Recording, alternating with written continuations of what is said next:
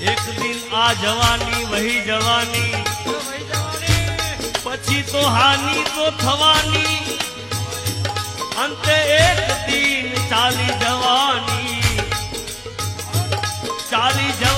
ने जता जता एक लात मारती जवानी ने हड़वेक थी कान मां एटलू कहती जवानी हड़वेक थी कान मां एटलू कहती जवानी के हवे हूँ पाછી નથી આવવાની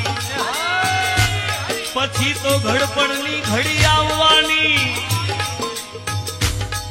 તો ઘડપણની ઘડી આવવાની